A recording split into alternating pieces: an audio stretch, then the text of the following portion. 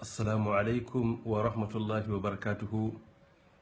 Ina ta yan uwana musulmai farin ciki da kusantowa ko da isowan kwanaki 10 na farkon watan Zulhijja, kwanaki da hadithi na Ibn Abbas radiyallahu anhu, riwaya na Imam Bukhari rahimahullah, manzon Allah tsira da aminci tabbata gare shi ke cewa ma min ayyamin al'amalu salihu fiha ahabbu ila Allah khairun min hadhihi al-ayyam. Babu wasu kwanaki da ayyuka na kwarai yake soyuwa a wurin Allah subhanahu wa ta'ala fiye da waɗannan kwanaki. Ibn Kathir rahimahullahu ta'ala da Sheikhul Islam rahmatullahi alai dukkanin su biyu sun yi tarayya akan cewa wuni 10 na farkon watan Zulhijja sun fi falala akan wuni 10 na ƙarshen watan Ramadana, darare 10 na ƙarshen Ramadana sun fi falala akan darare 10 na farkon watan Zulhijja. A ɓangaren wuni daga fitowar rana zuwa faɗuwarta, a duk duniya babu kwanaki masu daraja da suka kai guda 10 na farkon wannan wata na Zulhijja. Baya ga wannan ga hadisi riwaya na Imam Ad-Darimi rahmatullahi alai da Sheikh Muhammad Nasir rahimahullah inganta cikin Irwaul Ghalil, manzon Allah tsira da aminci tabbata gare shi yace ma min amalin azka inda Allah, babu wani aiki da yake da tsarki a wurin Allah subhanahu wataala wala a'zamu ajran, haka babu aikin da yake da lada a wurin Allah subhanahu wataala kaman aikin alkhairin da aka yi a cikin kwanaki 10 na farkon watan Zulhijja.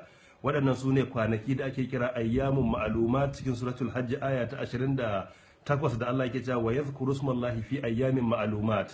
Su ne kwanaki appointed days, kwanakin da Allah ya ayyana su don a bauta masa. Su ne wanda Allah ya rantsuwa a Qur'ani da su da yace wa layalin ashir.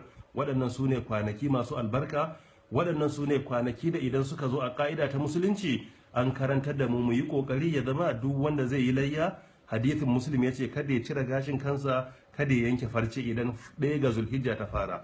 Man kana lahu dhibhun yadhbahu fa idha ahalla hilalu Zulhijja fala ya'khudanna min sha'rihi wala min adfarihi shay'a. Ayyuka na kwarai da nake kwadaitar da yan uwa mu aikata a wannan wata mai albarka, na farko daga cikin su ayyukan suna da, amma a takaice na farko daga ciki shine yin azumi. Akwai hadisin na Aisha da na Hafsa radiyallahu anhuma, babu lokaci mai tsawo na magana a kansu, amma abin da ya tabbata shine wanda ya sani hujja ne akan wanda bai sani ba. Iyalin annabi tsira da aminci tabbata gare shi take cewa kana rasulullah yasumu 9 Zulhijja. Manzon Allah tsira da aminci tabbata gare shi yakan yi azumi kwanaki 9 na farkon Zulhijja, asabar, lahadi, litinin, kowane kwana ya halatta a shari'a kai azumi. Ƙarin bayani Sheikh Muhammad Nasir rahimahullah tabbatar da hadisi ne mai kyawu a littafin sana ainihin sahihu abi dawud juz'i na 2 hadisi na 462. an karantar da mu yawan yin tahalili Allahu akbar subhanallah walhamdulillah, kamar yadda hadisi na Ahmad bin Hanbal rahimahullah ya kawo cewa fa akthiru fihinna min at-tahlil wat takbir wat tahmid. Annabi ya ce ku yawaita yin kabbara subhanallah walhamdulillah da makamantansu. Don haka sunna ne mu karantar da mu yawaita cewa Allahu akbar wala ilaha illallah, Allahu akbar walillahi alhamd. Sunna ta karantar da mu wanda ke da hali yayi layya ranar 10 ga wata. Yan uwanmu wanda suke yin aikin haji musulmai, ka'ida ne mutum in ya samu umara ko aikin haji ya aikata ibadu a ciki da yawa, musamman a waɗannan kwanaki masu albarka. Mu yawaita karanta Qur'ani, mu yawaita bada sadaka, zuwa gaida marasa lafiya, mu yawaita karatun alkur'ani. Dukkan waɗannan ayyuka ne na masu nagarta. Yin sulhu tsakanin musulmi ayyuka ne masu ga nagarta. ɗaukan nauyin marayu ayyuka ne daga cikin masu nagarta.